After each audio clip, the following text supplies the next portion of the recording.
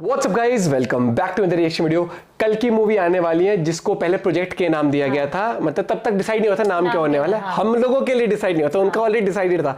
तो और टाइटल में लिखा है भगवान विष्णु और महाभारत। तो क्या कुछ कनेक्शन भगवान विष्णु से महाभारत से भी होगा? तो इस बारे में बहुत ही इन्फॉर्मेटिव वीडियो, बहुत ही दिलचस्प वीडियो मैं कहूँगा, फैक्ट टेक्स चैनल से है, जिनकी वीडियोस पे मैंने पहले भी रिएक्ट किया। बहुत अमेजिंग रहते हैं भाई की वीडियोस और फैक्ट से भरपूर होती है।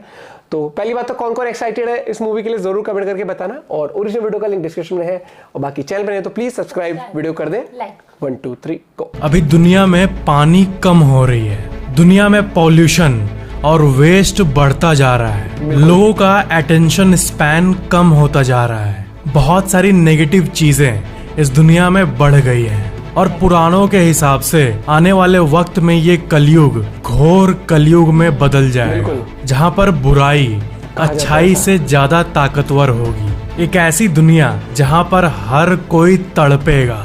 ऐसी कॉन्सेप्ट के ऊपर पहली बार भारत में फिल्म बन रही है। आदि पुरुष के बाद प्रभास की ये फिल्म आ रही है जिसका नाम होगा कल्कि, और ये एक ऐसी मूवी है जैसी शायद पहले इंडिया में कभी नहीं बनी। पहले तो इसे प्रोजेक्ट के नाम से मिस्टीरियस रूप से लोगों के सामने लाया गया, पर फाइनली कॉमिक कॉन में रिवील कर दिया गया कि इस मूवी का नाम होगा कल्कि 2898 AD।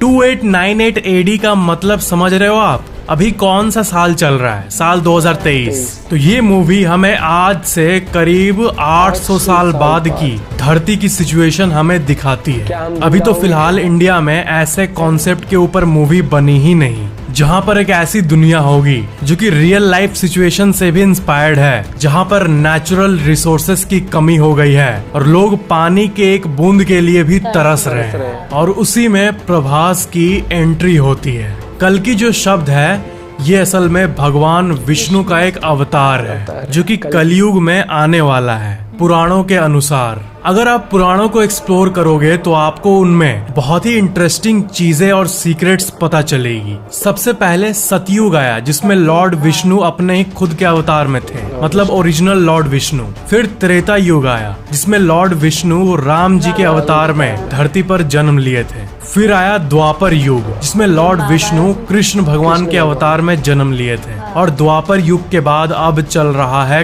कलयुग। जैसे विष्णु जी के अवतार राम जी थे, फिर कृष्ण जी हुए, वैसे कलयुग में उनका जो अवतार अभी आने वाला है, जो अभी हमारे दुनिया में नहीं आया है, उनका नाम होगा कल्कि। और पुराणों के हिसाब से जो अभी की दुनिया है हमारी, इसमें बुराई हद से ज्यादा बढ़ जाएगी। तब उस समय को हम घोर कलयुग कहेंगे। तब विष्णु जी का कल्कि अवतार आएगा और इस दुनिया को रीबैलेंस करेगा। तो यही इस कल्कि शब्द का मतलब है। ये बहुत ही पावरफुल वर्ड है। इस मूवी को उसी घोर कलयुग के टाइम पर सेट किया गया है। डिस्टोपियन फ्यूचर, इस टर्म पर ध्यान देना, ये कॉन्सेप्ट है और ये एक्चुअली में रियल लाइफ से लिया गया है। डिस्टोपियन फ्यूचर मतलब एक ऐसी दुनिया जहाँ पर अच्छाई से ज्यादा बुराई है और बुराई की ही राज चलती है। और ये सब तो फिल्मी बात हो गई, लेकिन और एक चीज, वैसी दुनिया में नेचुरल रिसोर्सेज की कमी हो गई है। जैसे कि अनाज हर जगह नहीं उग रहा है, मिट्टी ऐसा हो गया है, पूरा दुनिया ऑलमोस्ट रेगिस्तान बन गया है, और खाने के एक एक बूंद के लिए इंसान को लड़ना पड़ रहा है। पानी के एक एक बूंद के लिए लोग लड़ रहे हैं, और ऐसी दुनिया में सिर्फ अंधकार ही अंधकार है। इसी को कहते हैं डिस्टोपियन फ्यूचर। वैसे बुराई तो आजकल के दुनिया में भी बहुत है, लेकिन फिर भी अगर आप ऊपर से देखोगे तो बहुत सारे अच्छे लोग हैं इस दुनिया में, और यही कारण है कि दुनिया अभी तक टिकी हुई है। लेकिन भविष्य में ऐसा नहीं होगा। लोग एक एक जॉब के लिए तरसेंगे, नेचुरल रिसोर्सेस कम हो जाएगी, और पानी के लिए तो लोग अभी भी तरस रहे हैं। ये कॉन्सेप्ट देखकर अभी भी नहीं लग रहा कि ये मूवी इंडिया में बन रही है सच्ची में। तो प्रभास को इस मूवी में एक मॉडर्न सुपर हीरो की तरह दिखाया गया है जो कि टेक्नोलॉजी का इस्तेमाल करता है, और वही कल्कि अवतार को रिप्रेजेंट करेंगे। कल्कि एक ऐसी साई-फाई मूवी होगी जिसमें से कई चीजें हमारे हिंदू टेक्स्ट से लिया गया है।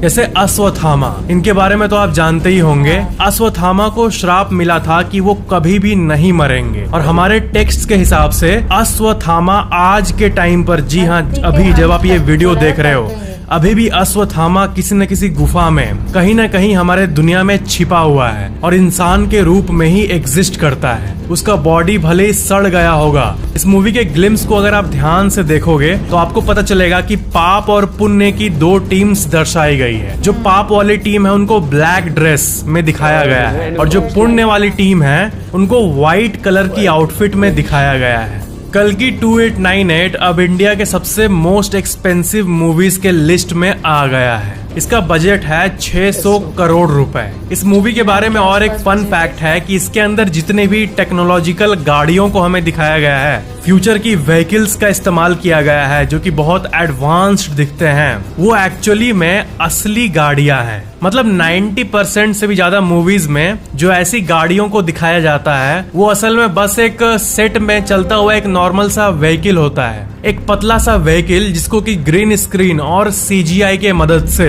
एकदम भारी भरकम टेक्नोलॉजिकल व्हीकल, एडवांस्ड फ्यूचर की व्हीकल के तौर पर दिखा दिया जाता है कंप्यूटर जनरेटेड इमेजरी यानी CGI के मदद से। लेकिन फन फैक्ट ये है कि इस मूवी में ऑथेंटिक फील देने के लिए वो इंडिया के महिंद्रा कंपनी के CEO आनंद महिंद्रा को अप्रोच किए इस मूवी के लिए कस्टम मेड गाड़ी बनाने के लिए। आनंद महिंद्रा ने उनको सारी टेक्निकल सपोर्ट्स प्रोवाइड की और वैसी गाड़ियों को असल में बनाने में मदद किया सिर्फ इस मूवी के लिए। इस मूवी की रिलीज डेट की बात करें तो वो रिपोर्ट की जा रही है 12 जनवरी 2024। आदि पुरुष जो मूवी आई थी वो प्रभास के लिए अनफॉर्चुनेटली एक फेलियर साबित हुई। लेकिन प्रभास ये जो एक्टर है, इनकी एक बात है कि ये एक्सपेरिमेंट्स करने से डरते नहीं है और मूवी मेकर्स भी ऐसे पहली बार बनाए गए फिल्म में इतना सारा पैसा इन्वेस्ट करने से डरे नहीं, क्योंकि वो कॉन्फिडेंट होंगे कि ऐसी जो मूवीज है वो इंडिया में नहीं बनी है तो ये मूवी डेफिनेटली चल सकती है। लेकिन ये सोच के असल में सच में डर लगता है कि ये जो डिस्टोपियन फ्यूचर है ये सिर्फ एक कॉन्सेप्ट नहीं है बल्कि ये रियलिटी है। जिस तरह नेचुरल रिसोर्सेज सही में धरती के अंदर से कम होते जा रहे हैं, अंडरग्राउंड वाटर लेवल्स भी कम होते जा रहे हैं, लैंड धीरे धीरे लेस फर्टाइल होते जा रही है और जिस तरह का केमिकल से भरा फूड हमारी दुनिया खा रही है और जिस तरह लोगों का हेल्थ खराब हो रहा है, जिस तरह इतने यंग एज में हार्ट अटैक्स आ रहे हैं, ये सब देख के लग रहा है कि दुनिया बहुत ही डार्क फेज की तरफ जा रही है।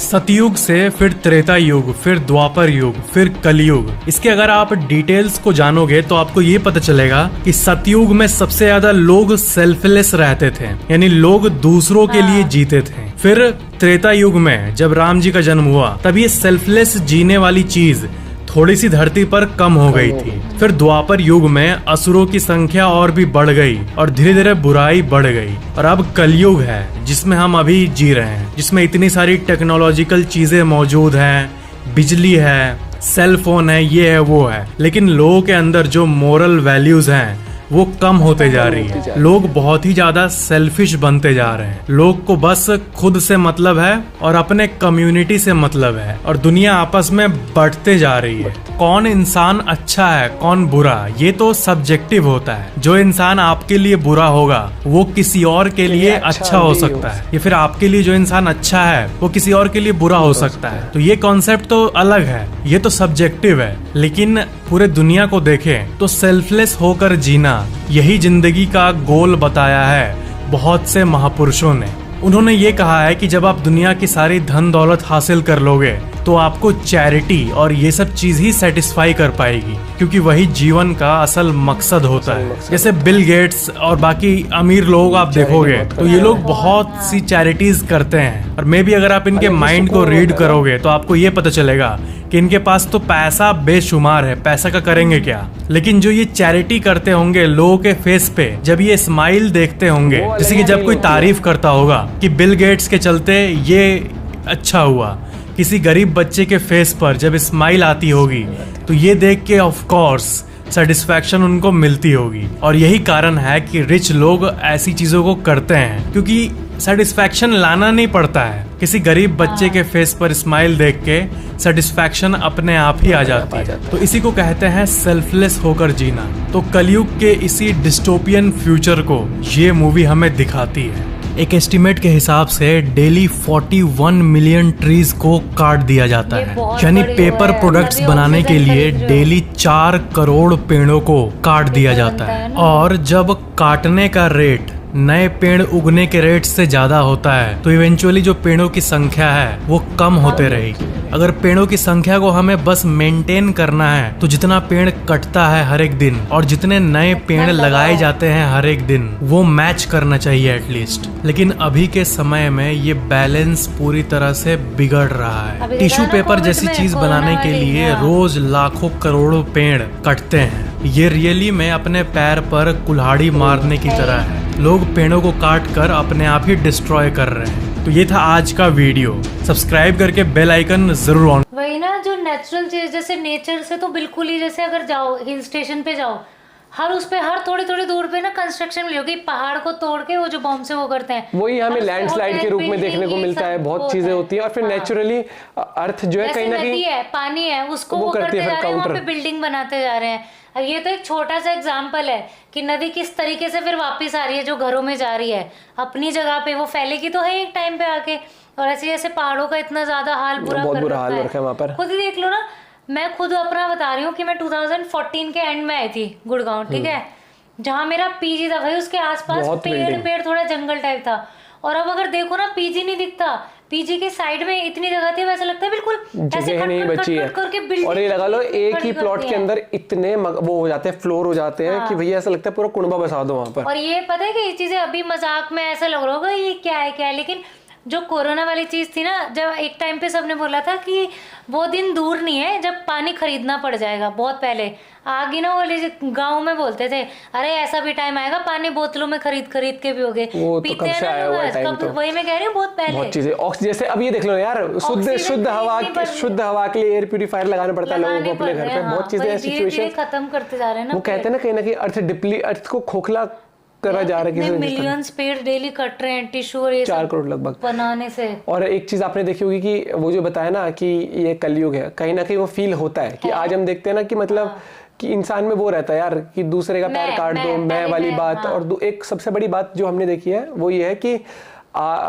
सेल्फलेस बहुत कम लोग होते हैं। और वो सबसे पहली बात तो ये कि आप किसी की डिक्शनरी में अच्छे हो तो किसी की डिक्शनरी में बुरे हो गए आप, लेकिन सेल्फलेस चाहे मेरे को और पता है क्या, आप थोड़ा सा भी कर पाओ किसी के लिए, चाहे जानवरों के लिए, किसी के लिए भी पता करो है क्या, जितना हो हमारा सकता ये है। है कि हम बहुत ज्यादा शायद ऑन कैमरा में इतना कभी कभी दिखाते हैं व्लॉग में, वरना नॉर्मली, लेकिन हम सुकून करते मिलता हैं है। एनिमल्स के लिए करते हैं। और सुकून इससे मिलता है। पूछो, जब अगर मैं छोटा सा एग्जांपल दूं ना, एक जो वो पप्पी थे उनके लिए मैं कितनी कोशिश कर रही थी अडॉप्ट हो जाए, उनमें से जो पप्पी अडॉप्ट हुआ है ना, मैंने इसे दिखाया, आज वो उसकी फोटो आती है ना ऐसे आराम से बेड पे कूलर में सब, तो वो ऐसा नहीं कि उस पप्पी ने मुझे रिटर्न में कुछ सुकून दिया, मिलता है, खुद को एक but जो satisfaction खुद को मिलती इतना है। अच्छा लगता है ना कि वो रोड पे गर्मी में सोता था और आज उसे अडॉप्ट कराया तो वो आराम से तो एक एग्जाम्पल है यहाँ पर, ना तो ये कहा जा रहा है कि आप डॉग की मदद करो, ना ये कहा जा रहा है कि किसी किसी की भी। की आपको एटलीस्ट आपको सेटिस्फैक्शन सुकून हो कि नहीं, हर एक इंसान थोड़ा थोड़ा करेगा तो कहीं ना कहीं फर्क पड़ सकता कि भाई है। बिल्कुल ही आप मतलब खुद Extraordinary। अगर मतलब 50 का ये नहीं कह रहे कि लोन लेके करो, नहीं, आप कई बार जितना पैसे से नहीं है। तोल सकते। एक छोटा सा एग्जांपल है, घर के बाहर कोई जानवर आ रहा है ना, खिला ठीक दो है, उसको। 5 रोटी बननी है, 6 बना लो, एक उसे खिला दो, एक बहुत मतलब हर आदमी अपने लेवल पे कुछ ना कुछ कर और ये सकता वीडियो बहुत इंटरेस्टिंग तरीके से बनाई और जो मूवी से रिलेटेड भी पता लगा, लेकिन एक लाइफ का लेसन भी मिला कहीं ना कहीं। आपका पॉइंट ऑफ व्यू इस बारे में क्या है जरूर बताइएगा। मिलते हैं वीडियो के साथ, बाय बाय, टेक केयर।